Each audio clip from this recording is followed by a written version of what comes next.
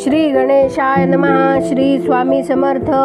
आज आपण चौथ्या खंडातल्या उत्तरकांडाचा 72वा सर्ग वाचूया. 2 घटकानंतर एका शिष्याच्या मुखातून अरजेवर केल्या गेलेल्या बलात्काराची हकीकत ऐकून अमित तेजस्वी देवर्षी शुक्र शिष्यांच्या समूहाबरोबर आश्रमाकडे परत आले. भुकेने व्याकुळ होऊन ते आश्रमाकडे परत येत असतानाच ही वार्ता त्यांच्या कानी पडली. त्यांनी पाहिले की अरजा दुःखी होऊन रडत आहे. तिच्या शरीराला धूळ लागली आहे. तसेच ती प्रातःकाळच्या राहुग्रस्त चंद्राच्या शोभाहीन चांदणीसारखी विशोभित दिसते आहे. हे पाहून विशेषतः भुकेनेही व्याकुळ झाल्यामुळे देवर्षी शुक्राचा रोष वाढला आणि ते तिन्ही लोकांना दग्ध करीत असल्यासारखे संतापून आपल्या शिष्यांना म्हणाले, पहा तर, शास्त्राला विपरीत असं आचरण करणाऱ्या अज्ञानी राजा दंडाला कुपित झालेल्या मजकडून कशी घोर विपत्ती प्राप्त होईल. सेवकांसह या दुर्बुद्धी तसेच दुरात्मा राजाच्या विनाशाची वेळ आली आहे असं दिसतं. म्हणून तर तो प्रज्वलित आगीची भडकलेली ज्वाळा आपल्या गळ्याशी घेऊ इच्छितो आहे. ज्या अर्थी त्या दुर्बुद्धीनं असं घोर पाप केलं आहे त्या अर्थी त्याला या पापकर्माचं फळ अवश्य प्राप्त होणारच. पापकर्माचं आचरण करणारा तो दुर्बुद्धी नरेश 7 रात्रींच्या आतच पुत्र, सेना आणि स्वाऱ्यांसह नष्ट होईल. त्या दुष्ट विचारांच्या राजाच्या राज्यावर सगळीकडून 100 योजन लांब रुंद असलेल्या त्या राज्यावर देवराज इंद्र मोठ्या भयंकर धुळीचा पाऊस पाडील. इथं जी सर्व प्रकारची स्थावर जंगम जीवसृष्टी आहे ती या धुळीच्या मोठ्या वर्षावानं सगळीकडं विलीन होईल. जिथपर्यंत दंडाचं राज्य आहे तिथपर्यंत समस्त चराचर प्राणी 7 रात्रीपर्यंत केवळ धुळीचा पाऊस पडून अदृश्य होऊन जातील. असे म्हणून क्रोधाने डोळे लाल करून शुक्रांनी त्या आश्रमात निवास करणाऱ्या लोकांना सांगितले, दंडाच्या राज्याच्या सीमेबाहेर जो प्रदेश आहे तिथं जाऊन निवास करा. शुक्राचार्यांचा तो आदेश ऐकून आश्रमवासी जन त्या राज्यातून निघून गेले आणि सीमेबाहेर जाऊन निवास करू लागले. आश्रमवासी मुनींना याप्रमाणे सांगितल्यावर शुक्र अरजेला म्हणाले, दुर्बुद्धी मुली, तू इथंच या आश्रमात राहून परमेश्वराचं ध्यान एकाग्रपणानं करीत राहा. अरजे, हा जो 1 योजनपर्यंत पसरलेला सुंदर तलाव आहे त्याचा तू निश्चिंतपणानं उपभोग घेत स्वतःच्या अपराधातून मुक्त होण्यासाठी इथंच काल प्रतीक्षा करीत राहा. जे जीव त्या रात्रीत तुझ्याजवळ राहतील ते कधीही धुळीच्या वर्षावानं माखले जाणार नाहीत. ते सदैव अस्तित्वात राहतील. ब्रह्मर्षींचा असा आदेश ऐकून ती भृगुकन्या अरजा अत्यंत दुःखी असूनही आपल्या पित्याला भार्गवांना म्हणाली, ठीक तर. असे म्हणून शुक्रांनी दुसऱ्या राज्यात जाऊन निवास केला.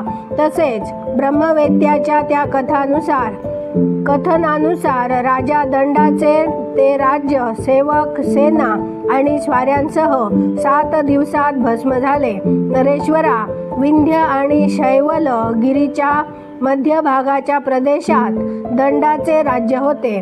ककुस्थ धर्मयुग कृतयुगात धर्माविरुद्ध आचरण केल्यामुळे त्या ब्रह्मर्षींनी राजाला आणि त्याच्या देशाला शाप दिला. तेव्हापासूनच हा भूभाग दंडकारण्य म्हणून ओळखला जातो. या स्थानावर तपस्वी जन येऊन बसले म्हणून त्याचे नाव जनस्थान झाले. रघुनंदना, तुम्ही ज्याविषयी मला विचारले ते सारे मी सांगितले.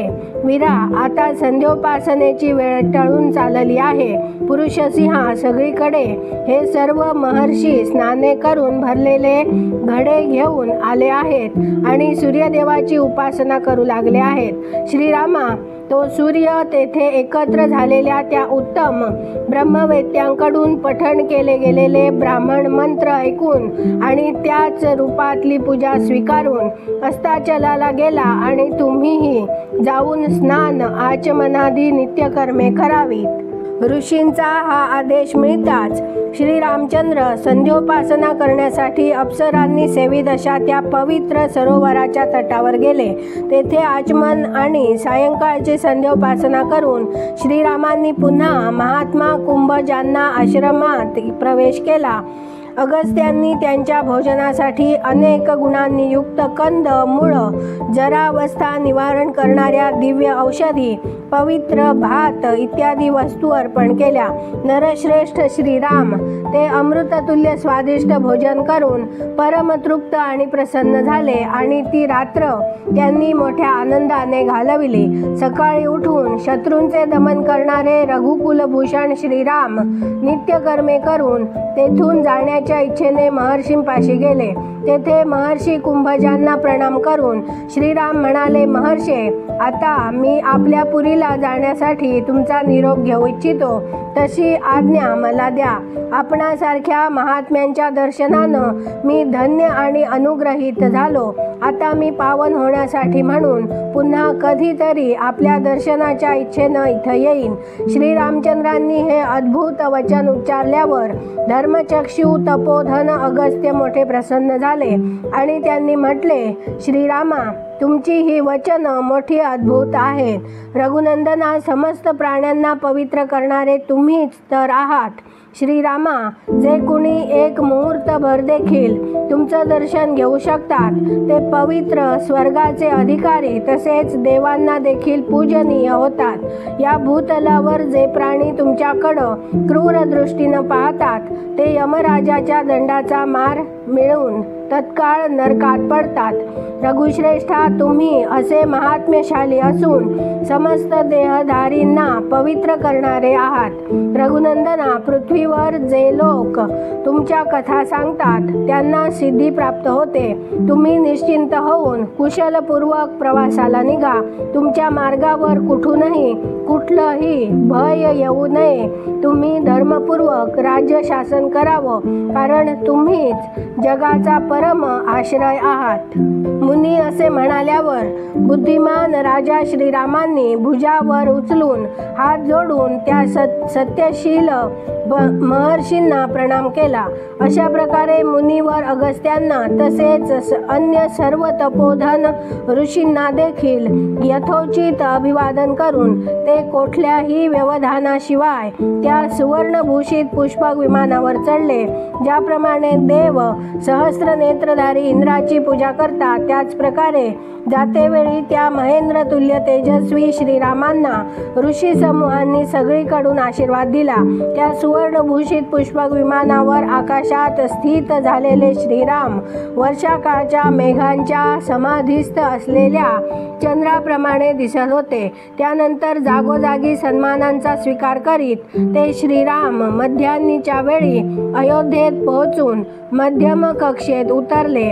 त्यानंतर इच्छेनुसार जाणाऱ्या त्या सुंदर पुष्पक विमानाला तेथेच सोडून भगवान त्याला म्हणाले, आता तू जा, तुझं कल्याण असो. मग श्रीराम कक्षेच्या आत उभ्या राहिलेल्या द्वारपालाला सत्वर म्हणाले, तू आताच जाऊन शीघ्र पराक्रमी भरत आणि लक्ष्मण यांना माझ्या आगमनाची सूचना दे आणि त्यांना त्वरित बोलावून घेऊन ये. इथे 72वा सर्ग पूर्ण झाला. उद्या आपण 73वा सर्ग वाचूया. धन्यवाद. जय जय श्रीराम.